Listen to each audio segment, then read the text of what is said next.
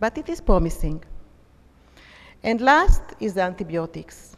Antibiotics, there is a rationale, and the people reported severe pelvic infection after transcervical embryo transfer. However, it is very rare in our place today, and I'm sure that you don't see a lot of PID after embryo transfer. Egbers et al. Showed contamination of the ET catheter tip during embryo transfer. He showed positive microbial growth from the endocervical swabs. And he also showed that clinical pregnancy were much higher in patients that received antibiotic compared to those who didn't receive.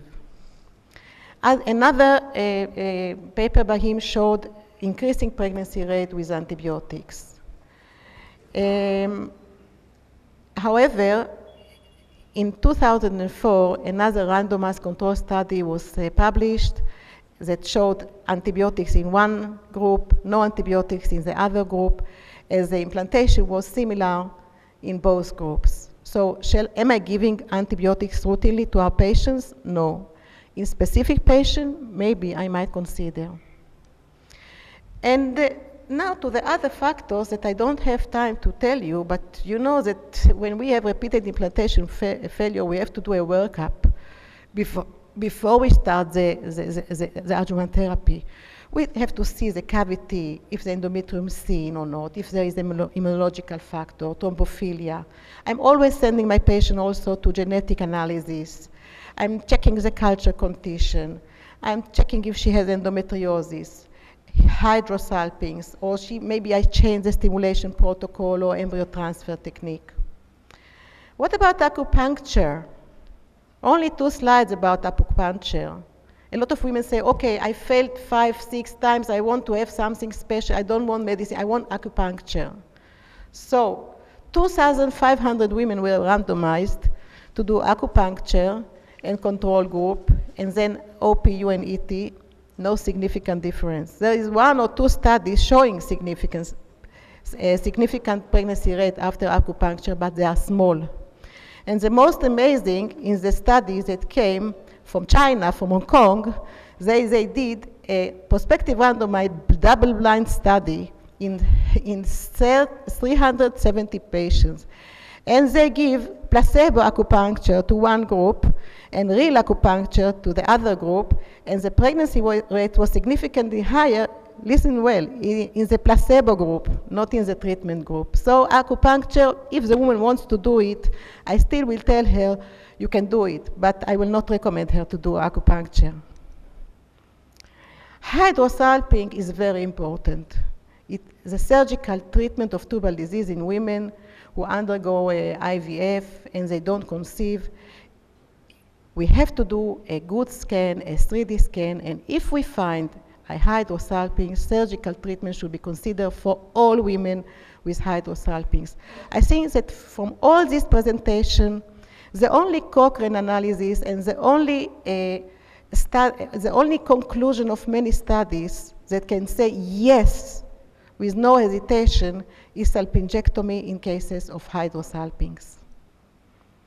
What about the PIPEL? I'm not going into all the studies about the PIPEL. There are now emerging studies every day about the PIPEL, most of them showing positive effect in repeated implantation failure.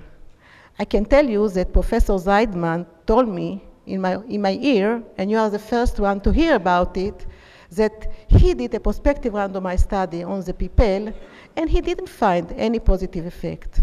But all the other authors, mainly the first group that showed increase in doubling the rate of the birth, live birth after PIPEL, are very enthusiastic about it, and they studied a lot the PIPEL procedure.